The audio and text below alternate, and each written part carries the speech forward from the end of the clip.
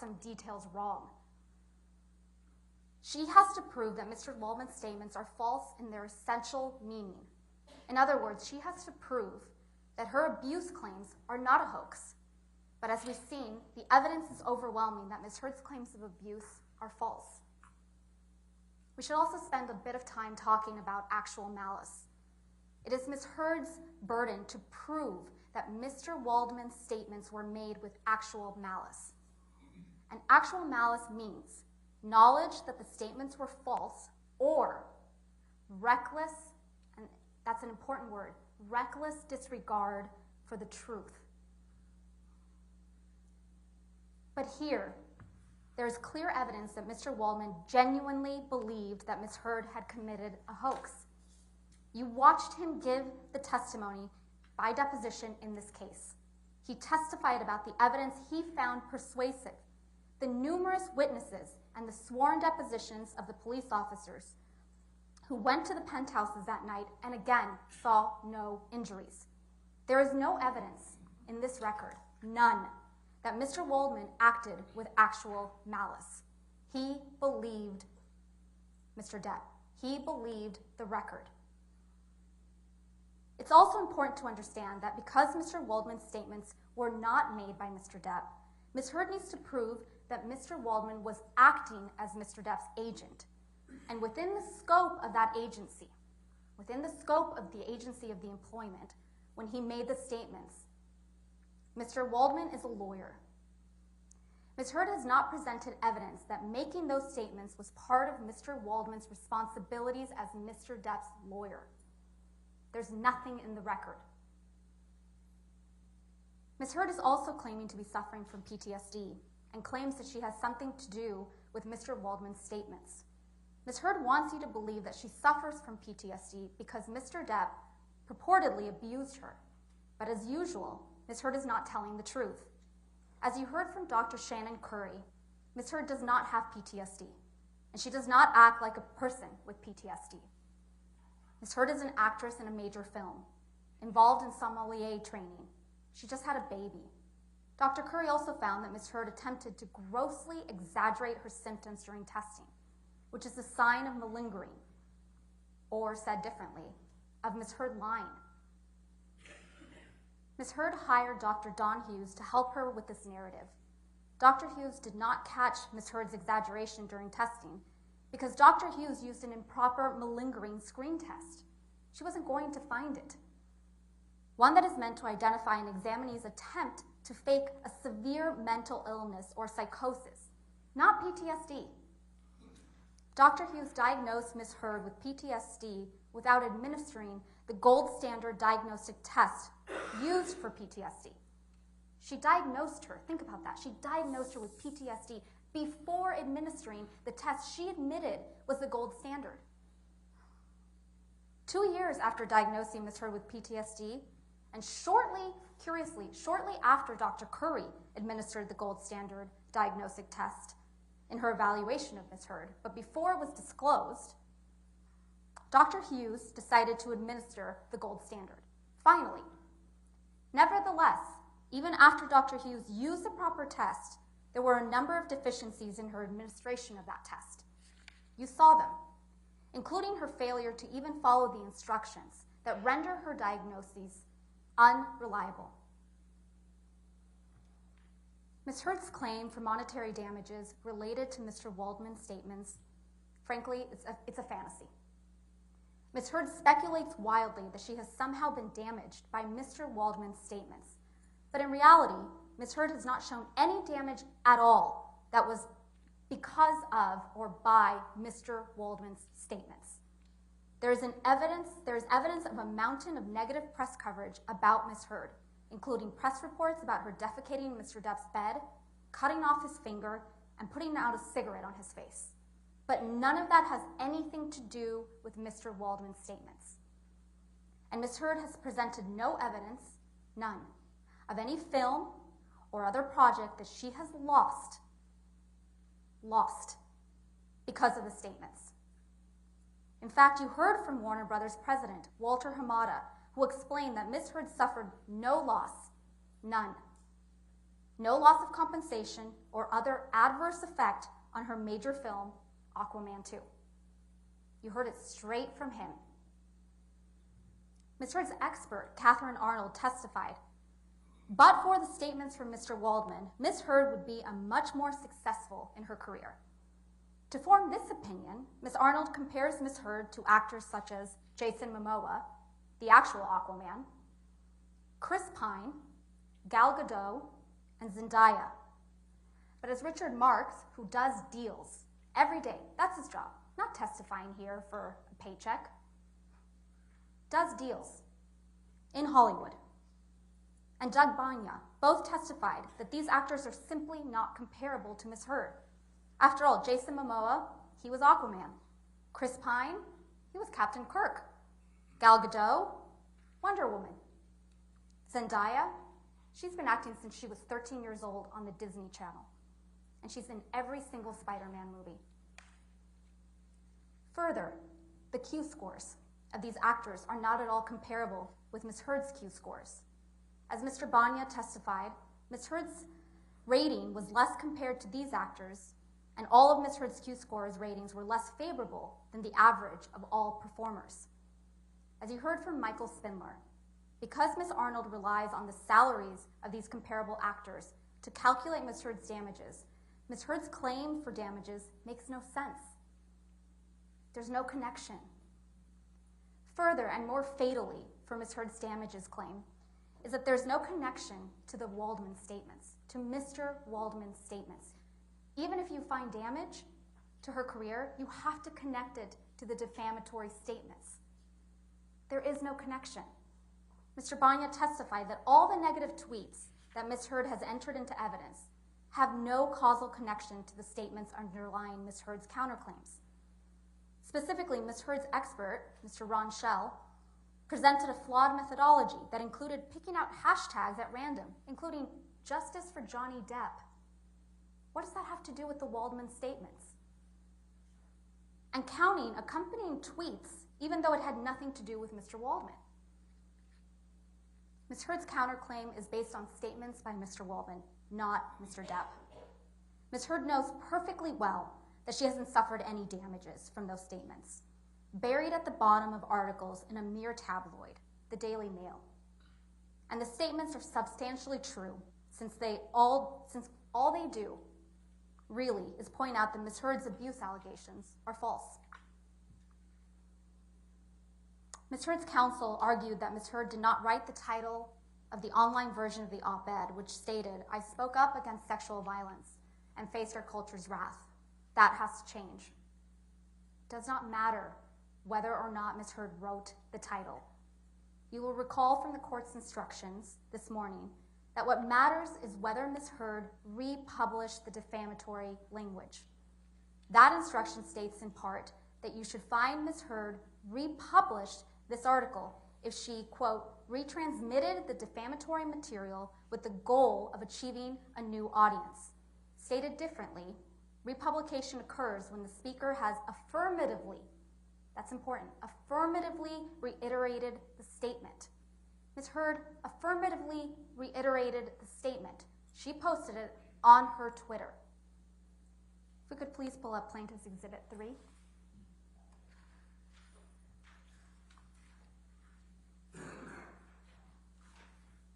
This is the tweet Ms. Heard sent. She retweeted the Washington Post tweet to a new audience, her own Twitter followers. And she affirmatively reiterated the statement by proudly declaring, "Today I published this op-ed in the Washington Post." She didn't quibble with the title. She said proudly, "Today I published this op-ed in the Washington Post." The title of the op-ed was prominently displayed in the tweet. That is enough for you, members of the jury, to find that Ms. Heard republished the title of the op-ed and adopted the statement as her own. She can and should be held liable and responsible for that statement.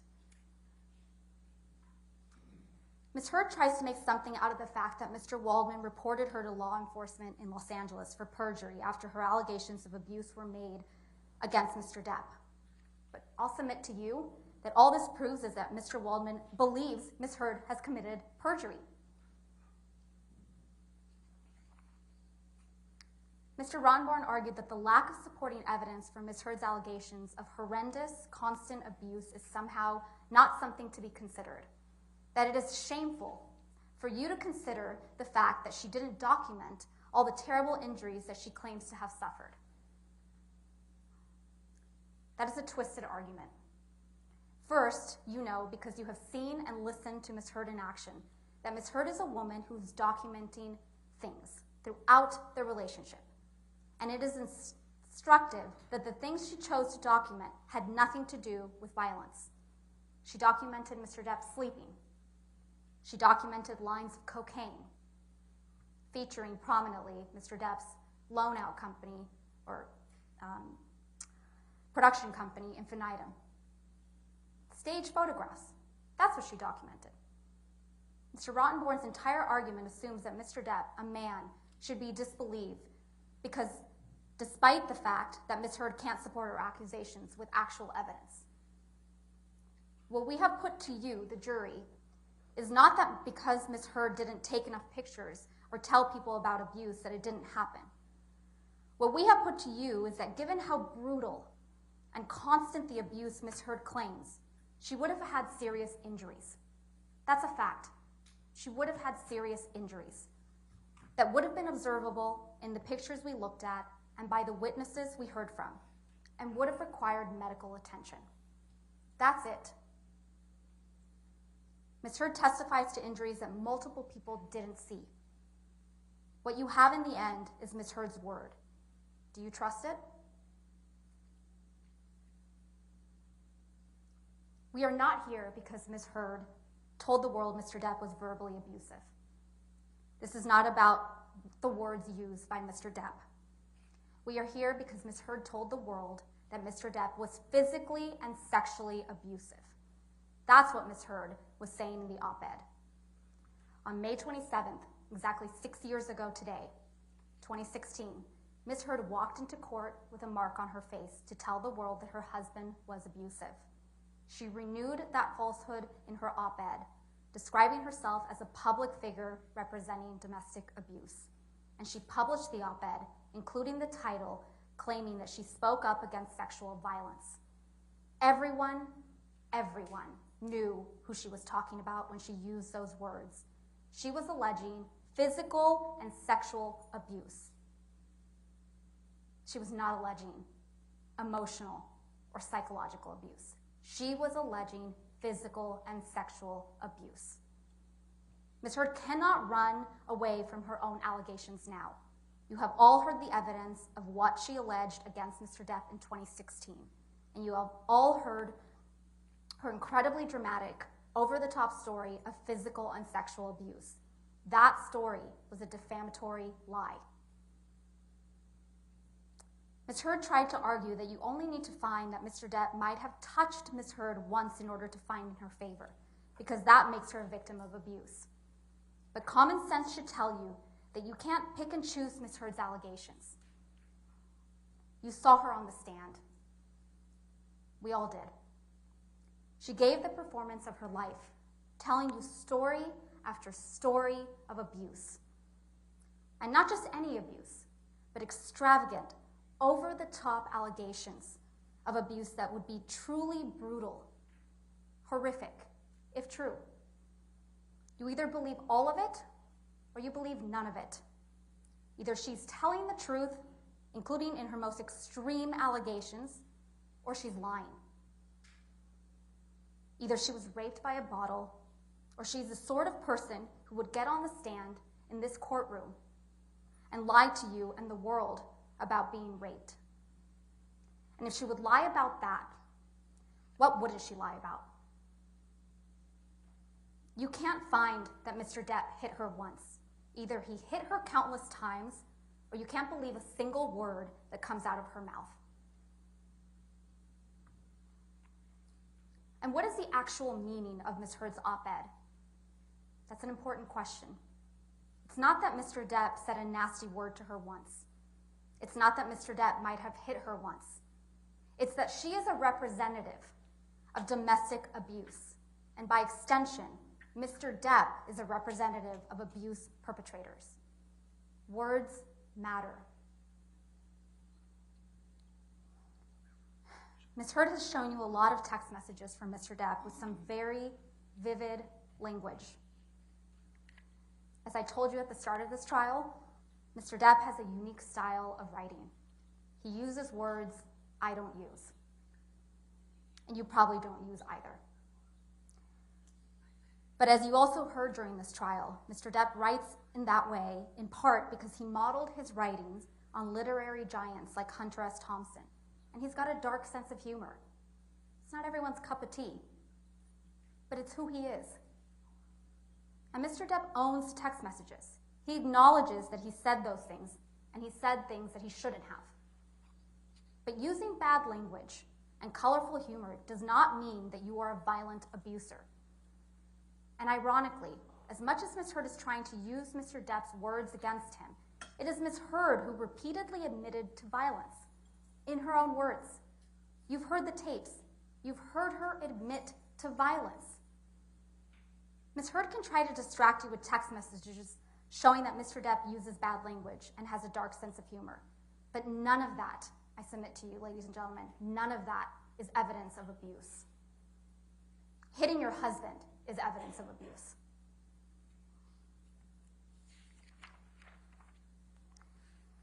Mr. Ronborn talked about the burden of proof. Let's talk about that for a minute. Mr. Depp only has to show that it is more likely than not, that the statements in the op-ed are false, that it is more likely than not that they have a defamatory implication, that it is more likely than not that Ms. Heard designed and intended the statements to refer to Mr. Depp. And the evidence on these points is clear. Ms. Heard made these allegations 6 years ago today, May 27th, 2016. She went out of her way to make them public, tipping off TMZ. When she published the op-ed, she was reminding everyone in Hollywood and the world of her abuse claims. And those claims are a lie. Consider what the true purpose of the article. Mr. Ronborn said it was to promote legislative reforms. But what was it actually? The evidence shows it was to promote Ms. Heard. It was timed to be released at the same time as Aquaman on December 21st, 2018. And it was timed to coincide with her announcement of her ambassadorship at the ACLU for women's rights. That's not a coincidence. It was designed that way. That was not a statement about legislative reforms. This was about burnishing Ms. Heard's reputation at the expense of Mr. Depp's. It was about Ms. Heard continuing to portray herself as a heroic survivor of abuse. And on the question of actual malice, that just means whether or not Ms. Heard knew the allegations were false. Ms. Heard knows perfectly well that she wasn't abused. She has direct knowledge of that. She was in that relationship. So actual malice is easily established. You may have noticed that no one showed up for Ms. Heard in this courtroom other than her sister. Every other witness who traveled to Virginia for her was a paid expert. This is a woman who burns bridges. Her close friends don't show up for her. Mr. Rottenborn tried to discredit Mr. Depp's witnesses by suggesting they're all on Mr. Depp's payroll. So he doubled down on the hoax theory, that everyone's just lying. First of all, it's not even true Keenan Wyatt is on his payroll. Ben King isn't on his payroll. Officer Melissa Sines isn't on his payroll. Morgan Tremaine isn't on his payroll. Officer Tyler Haddon, he's not on his payroll. Beverly Leonard, Alejandro Romero, Brandon Patterson, Morgan Knight, none of those people are on his payroll. And Kate Moss is most definitely not on Mr. Depp's payroll. Ms. Heard wants you to believe that all these people are lying. Let's talk about the Boston plane.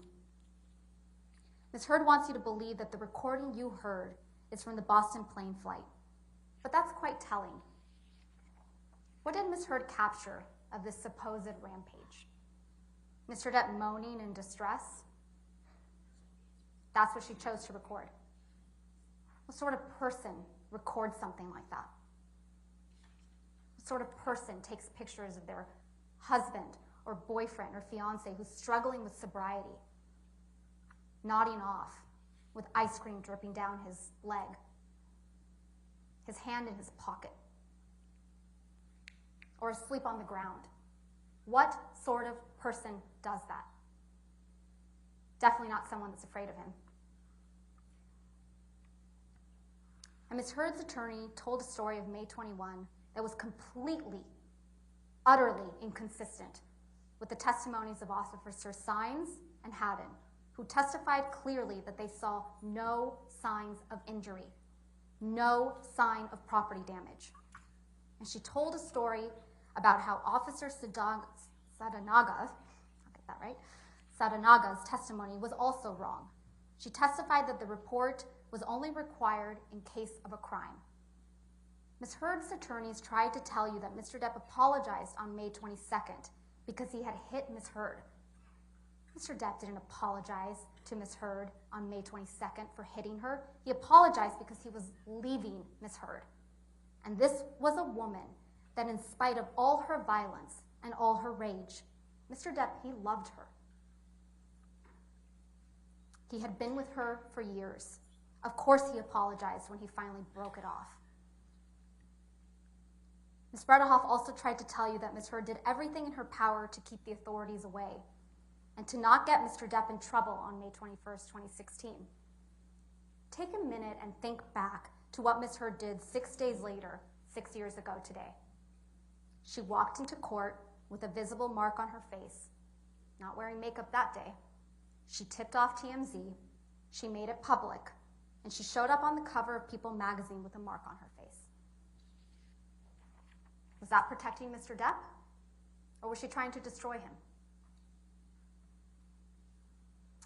Mr. Ronborn asked you to consider why you're here. So why are you here? You're here because of a lie. And that was a lie that Ms. Heard repeated in the op-ed. At the start of this trial, we told you that this trial is about the evidence. The evidence overwhelmingly shows that Ms. Heard is an abuser and that she is a liar. She lied about Mr. Depp and took on the role of a lifetime as a public figure representing domestic abuse. What is her best evidence of that abuse? A video of Mr. Depp banging cabinets around, and text messages of Mr. Depp using bad words and dark, ugly humor, but never once admitting to abuse. Pictures of Mr. Depp sleeping. That's her best evidence. Ms. Heard herself, Ms. Heard held herself out to the world as a representative of abuse survivors everywhere, the face of the Me Too movement. This is not a Me Too situation. There are no Me Toos, just not me's. Ms. Heard does not deserve to be known as a representative of survivors of abuse, and Mr. Depp does not deserve to be known as a representative of perpetrators of abuse. That is what this case is about. It's not about money. It's about giving Mr. Depp his life back 6 years ago when she took it away. While you deliberate, ask yourselves why Mr. Depp would put himself through this.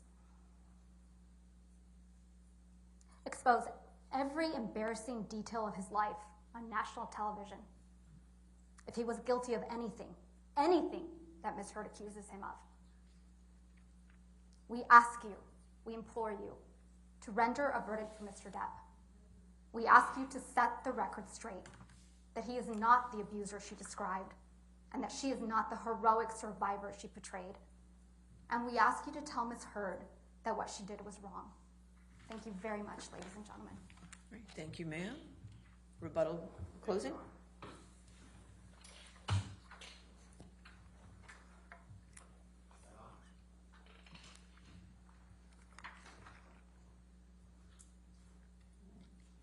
How about that? Yes. Thank you.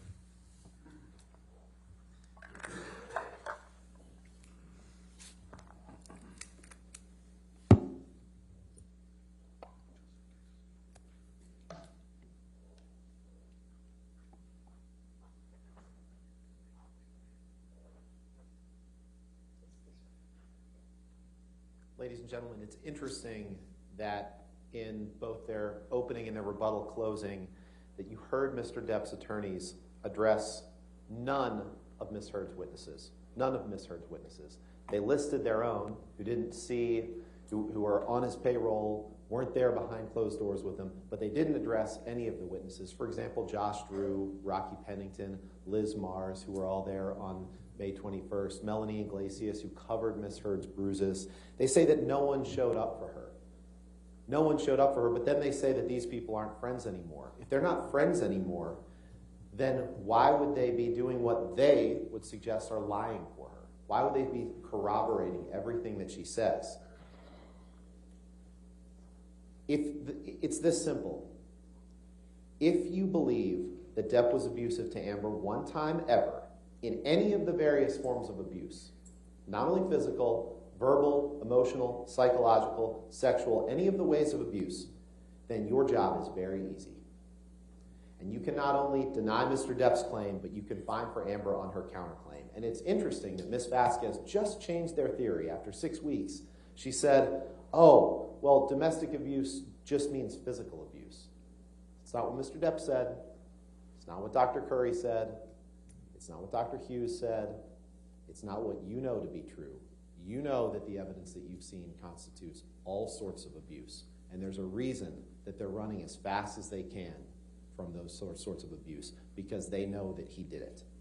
Now, the suggestion that Amber's abuse allegations are a hoax is vicious and vile. Mr. Depp can say whatever he wants now, but he can't change the evidence that you've seen at the trial. The evidence shows that Ms. Heard did not commit abuse hoaxes. Not about sexual violence, not about May 21st, 2016, and certainly not about Mr. Depp and Mr. Waldman's catch-all, all-purpose statement that Ms. Heard's abuse hoax, which suggests that every one of her allegations are false, that that's coming to an end. The evidence shows she did not commit any of those hoaxes. The evidence shows that she was abused exactly how not only she, but her witnesses supporting her claims say that she was. And their witnesses, even, who claim that Mr. Depp abused her. Ms. Vasquez talked about actual malice. She says because Mr. Waldman was acting as Mr. Depp's agent, you have to look at Mr. Waldman. They're standing in the shoes of one another. And as Mr. Depp's agent, Mr. Depp's malice is Mr. Waldman's malice. Mr. Depp's malice is Mr. Waldman's malice. He acted with actual malice when he made these statements. Now, after years and years of Mr. Depp controlling the roles that Ms. Heard took, Ms. Heard had the biggest hit of her career 3 months before she was sued. She had withstood Mr. Depp's attempt to have her fired from Aquaman and his own jealousy as his career went down the drain before her op-ed for reasons having nothing to do with Ms. Heard. But once the lawsuit against Ms. Heard was filed, his campaign that he promised to destroy her entered a new phase. And then it reached a crescendo when Mr. Depp and Mr. Waldman decided to meet with the Daily Mail together and decide to plant statements that were defamatory of Ms. Heard in the spring of 2020, leading up to the UK trial. You've heard Amber and her agent, Jessica Kovacevic, talk about the impact to Amber's career. She can't get hired because of the negative treatment she gets. Studios like her, co-stars like her, she tests well, but she can't get opportunities because of the negativity associated with Mr. Depp and Mr. Waldman. You heard Amber Heard on the stand yesterday telling you exactly what she has experienced as a result of Mr. Depp's promise to bring her global humiliation. That promise, to paraphrase Catherine Arnold, Ms. Heard's damages expert, that promise was a spark. And that promise he kept because he had told her again and again, the only way out of this is death. And when she chose a different path out of it, he decided to make that promise. He decided to throw that spark. And when Mr. Waldman became involved, that spark became a forest fire. That forest fire has continued to this day. We ask, ladies and gentlemen, that you hold Mr. Depp accountable for his actions. Stand up for victims of domestic abuse everywhere who suffer in silence.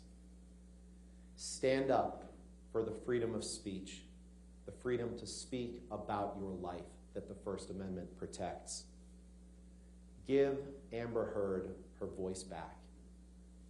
Give Amber Heard her life back. Thank you so much for your service on this jury.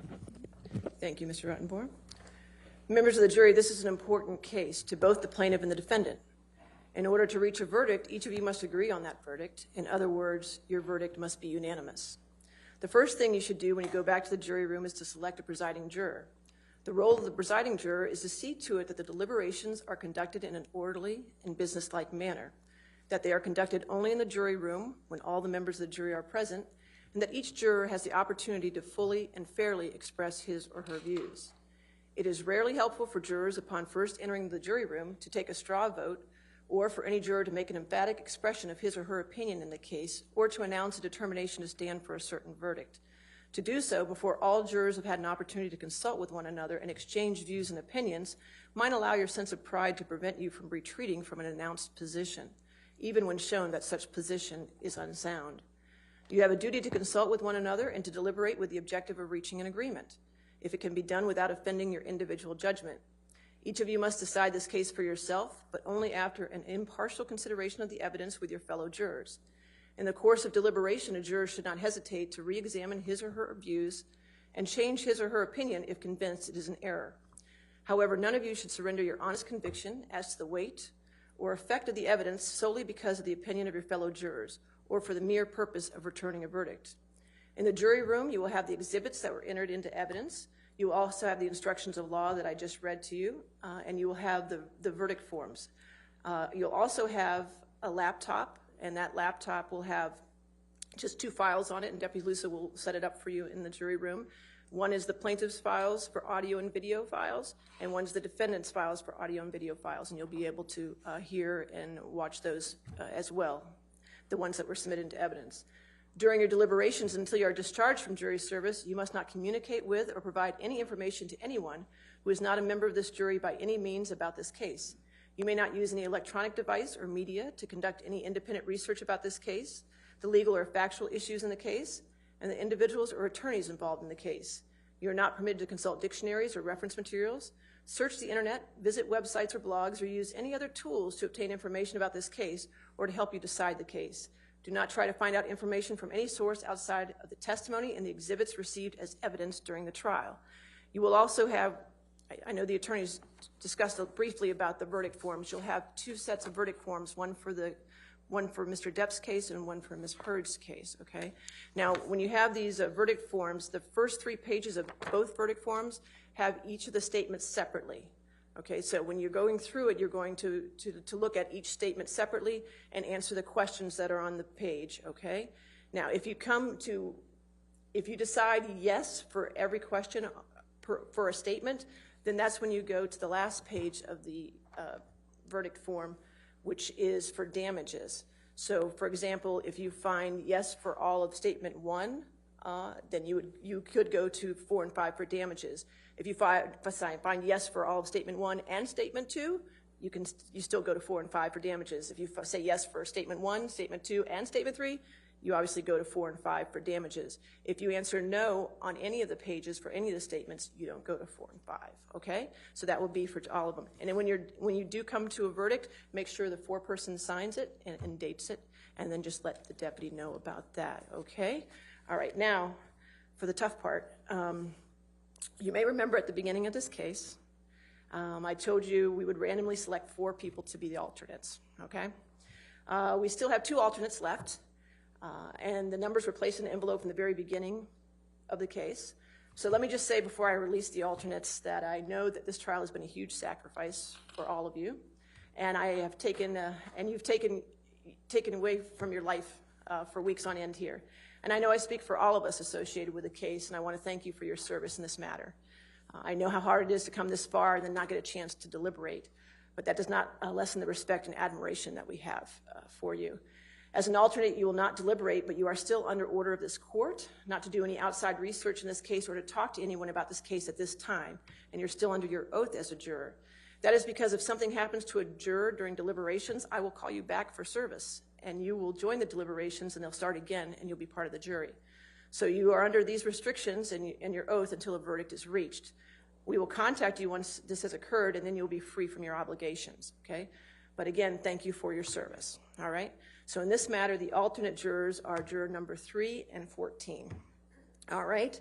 At this time, those jurors are excused, and also the remaining jurors can retire now to the jury room to begin their deliberations, okay? So thank you all, okay?